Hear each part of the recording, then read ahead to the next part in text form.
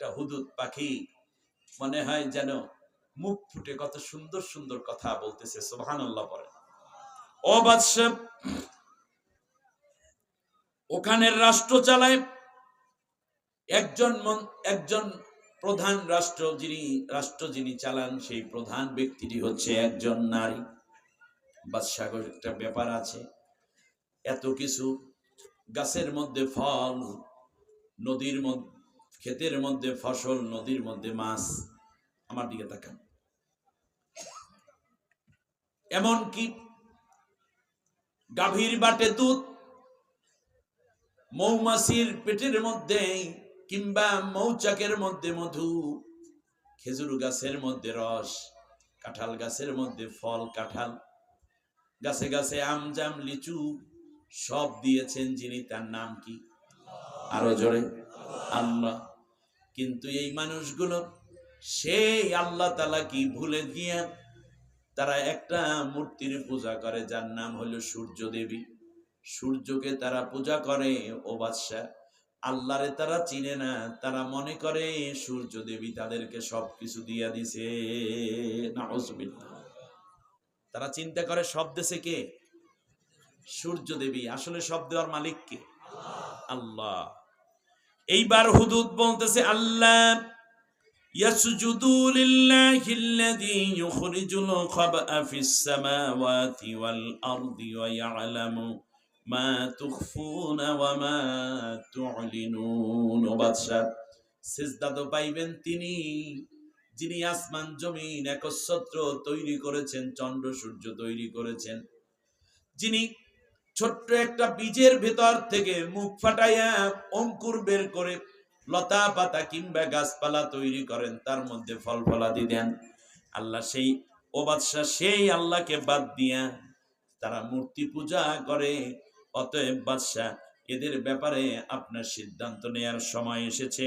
আল্লাহু লা ইলাহা ইল্লা হুয়া রাব্বুল আরশিল আযীম। আল্লাহ, তিনি ছাড়া কোনো ইলাহ নাই, সমস্ত মার আরশের একচ্ছত্র অধিপতি আল্লাহ রব্বুল আলামিন। সুবহানাল্লাহ। দেখেন, হুদুদ পাখি তার ইমানের কথা জানে। একটা পাখি তার ইমান বোঝে, আর রাষ্ট্রপ্রধান হইয়া মহিলা ইমান বোঝে না। ঠিক কিনা বলেন?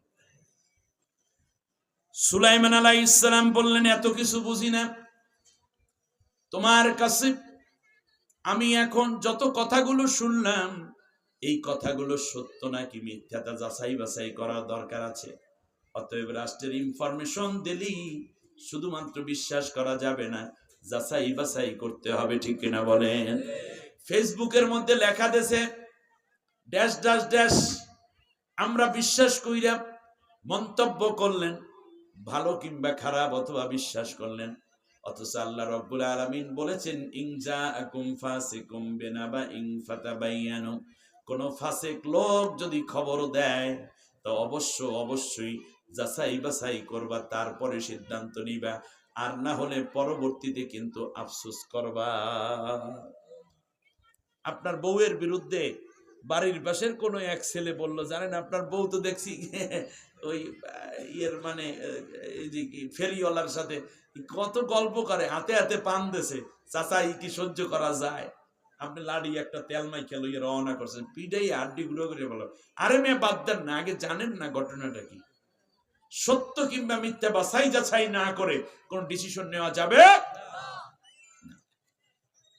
গুজবে কান দেওয়া যাবে না, সাবধান। এখন কিন্তু গুজব ছড়াচ্ছে, ওরা দেখলাম মিথ্যা ভিডিও বুস্ট করিয়ে তারপর ছড়াচ্ছে মানুষের কাছে, কারণ হাজার হাজার কোটি টাকা দুর্নীতি করেছে, এগুলো তো ঢালতে হবে। কথা বোঝেন না কেন?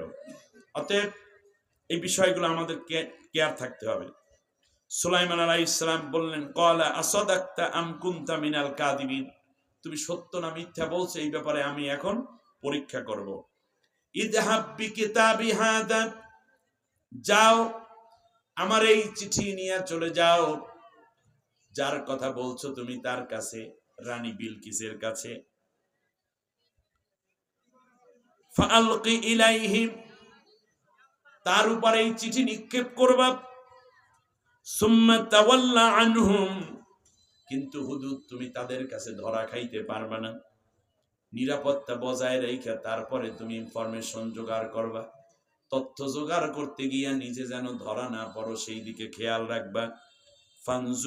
ফানজুর মা যা ইয়ারজিউন, এরপরে তুমি দেখতে থাকবা কি হয়, আর সব ইনফরমেশন নিয়ে, তথ্য নিয়ে তারপরে তুমি আমার কাছে ফিরে আসবা।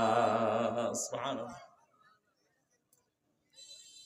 রানী বিলকিস সকালবেলায় এইভাবে একটা বড় স্বর্ণের প্লেট, তার মধ্যে গরুর দুধ, দধি, মাখন, ছানা, আম, জাম, কলা, কাঁঠাল, লিচু, আপেল, কমলা, বেদানা, আনারস, এমনকি মিষ্টি, বিভিন্ন ধরনের মিষ্টি, মধু, সবকিছু নিয়ে ফুল সাজাইয়া দিয়া চারপাশে, তারপর প্রতিদিনের মতো রওনা করেছে সূর্য দেবীরে পূজা করবে। কারে? কারণ তাদের বিশ্বাসী সব কিছু দিছে এই সূর্য দেবী। নাউজুবিল্লাহ। সব দিছেন কে? আল্লাহ। আর নাম নাম ভাঙ্গাইতেছে কার? সূর্য দেবী। এক পর্যায়ে খুব গুরুত্বপূর্ণ একটি আলোচনার জন্যই কিন্তু আমি এই জায়গাটা সিলেক্ট করেছি। আপনারা একেবারেই মন পুরোটা কোরআনের দিকে দিয়ে দেন। এবার খেয়াল করুন, যাচ্ছে হুদুদ পাখি দেখতে পাইল যে রানী বিলকিস আসতেছে, চিঠিটা তার কাছে, কিন্তু সমস্যা হয়ে যাচ্ছে তার চারপাশে লোকজন, সামনেও সিকিউরিটি গার্ড, ৩-৪ জন দাসী স্বর্ণের বড় প্লেটটাকে নিয়ে সূর্য দেবীকে অর্ঘ্য দেওয়ার জন্য রওনা